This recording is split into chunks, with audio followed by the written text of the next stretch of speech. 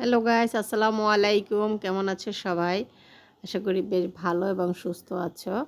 তো আমি এখানে আজকে পুডিং তৈরি করার জন্য চলে আসছি। একটি সিল্কি স্টাইলের পুডিং তৈরি করব, যেটা মুখে দিতেই একেবারে নিমেষেই চলে যাবে। তো দেখো, এখানে হচ্ছে আমি কর্নফ্লাওয়ার নিয়ে নিচ্ছি। 3 চামচ কর্নফ্লাওয়ার নেব। আর কর্নফ্লাওয়ারটাকে হালকা গরম দুধে, আমি দুধটাকে আগে জাল করে রেখেছি, সেই দুধ দিয়ে কর্নফ্লাওয়ারটাকে একটু গুলিয়ে নিব, যেন জমাট না হয়ে যায়। সেই কারণে আমার বাসায় তো বেশ চলে পুডিং, তারপরে হচ্ছে মিষ্টি জাতীয় যে কোনো জিনিসটা ভীষণ পছন্দ করে আমার ফ্যামিলিতে। তাই মাঝে মাঝে ইচ্ছা করেই কিছু না কিছু একটু মিষ্টি জিনিস তৈরি করার চেষ্টা করি। যতটুকু পারি ততটুকুই দেওয়ার চেষ্টা করি। বাট আমার ভিউয়ার্সরা যারা আছেন, আপুরা, আন্টিরা, সোনামণিরা সবাই খুব এক্সপার্ট, আমি জানি। তাও আমি হচ্ছে যতটুকু পারি আমি ততটুকুই ট্রাই করি আর দেখানোর চেষ্টা করি।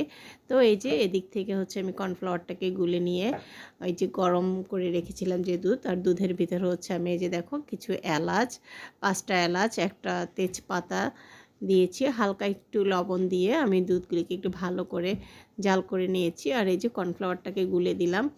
এখন এটাকে একটু মিক্স করে নিব, যেন কর্নফ্লাওয়ারটা জমে না যায়। দুধের সাথে একটু ভালো করে মিক্স করে নিলে কর্নফ্লাওয়ারটা বেশ মিশে যাবে। আর এদিক থেকে হচ্ছে কর্নফ্লাওয়ারটা গুলতে গুলতে আমি তোমাদের সবাইকে আরও একবার ওয়েলকাম করছি লাইজু ওয়ার্ল্ডের পক্ষ থেকে। আমি লাইজু আরও একবার তোমাদেরকে একটি নতুন ভিডিও ব্লগ দেখার জন্য স্বাগতম জানাচ্ছি। আশা করি বরাবরের মতো আমার এই ভিডিওটিও তোমাদের ভালো লাগবে। তো এই যে কথা বলতে বলতে হচ্ছে আমি এদিক থেকে আবার চিনির শিরা করে নিয়েছি, আমি ক্যারামেল তৈরি করে নিয়েছি। অতটা ভালো করে পোড়াই ক্যারামেল করি না, আমি হালকাভাবে ক্যারামেল তৈরি করি যেন তিতা না লাগে। সেজন্য ক্যারামেলটাকে করে যে বাটিটাতে আমি সেট করব পুডিং, সেই বাটিটার মধ্যেই নিয়ে নিলাম।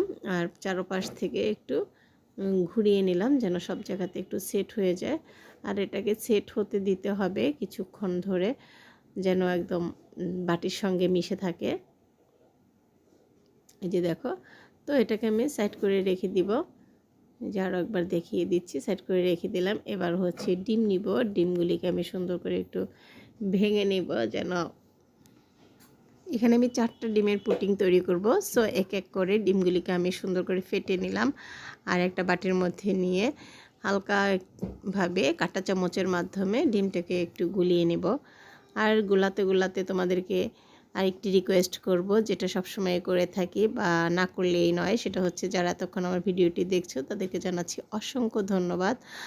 আর যারা লাইক দিতে ভুলে গিয়েছো, কমেন্টস করতে পারো, লাইক করতে পারো। প্লিজ তোমার ছোট্ট একটি আঙ্গুল দিয়ে একটা লাইক দিয়ে দাও। তোমার একটি লাইক আমার ভিডিওটাকে অনেক দূরে এগিয়ে নিয়ে যাবে।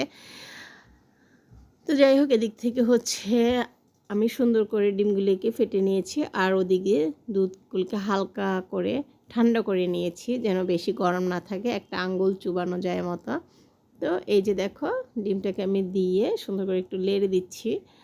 আর এটার সাথে সুন্দর করে মিশে গেলে একদম যেন কোনো লাম্পস না থাকে, সেজন্য আমি একটি ছাঁকনিতে করে এটাকে একটু ছেঁকে নিচ্ছি। আর উপরে যে অনেকগুলি থাকে ডিমের কি বলে, ওই জিনিসটাকে আমি সরিয়ে নিচ্ছি যেন লেগে না থাকে সেজন্য। আর সব সময় স্মুথলি তৈরি করতে গেলে এটাকে ছাঁকনি দিয়ে ছেঁকে নিলে বেস্ট হয়।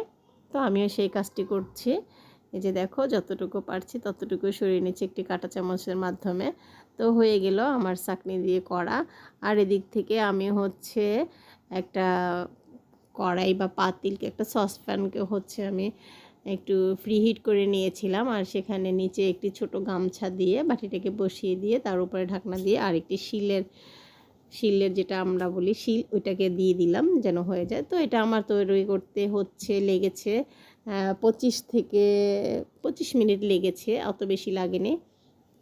তো দেখো কত সুন্দর আমি নামিয়ে নিয়েছিলাম। তো ঠান্ডা করে হচ্ছে পরিবেশন করছি। এই যে আমি এটাকে একটু আনমোল্ড করে নেব। দেখো কেমন হলো, আস্তে আস্তে করে ধীরে ধীরে তুলে নিলে বেশ সুন্দর একটি কালার আসছে। জাস্ট ওয়াও, মাশাআল্লাহ, আলহামদুলিল্লাহ, অনেক সুন্দর একটি কালার আসছে, যা দেখে মনে হচ্ছে খুব সুন্দর। বলেছিলাম সিল্কের স্টাইলের।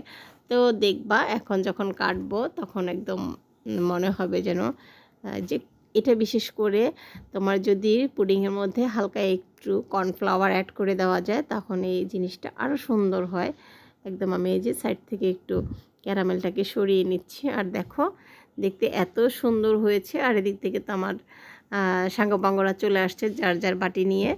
দেখো এত সুন্দর, এই যে আমি তোমাদেরকে একটু কেটে দেখাচ্ছি, জাস্ট খুব সুন্দর, যেমন কালার আসছে তেমনই হচ্ছে।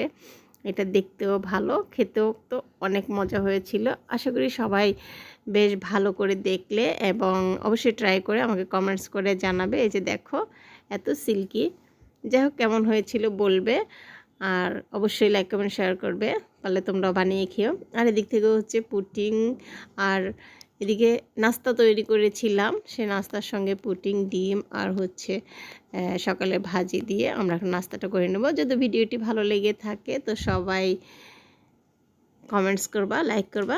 তো আমি এখানে বিদায় নিচ্ছি সবাইকে। আসসালামু আলাইকুম, আল্লাহ হাফেজ।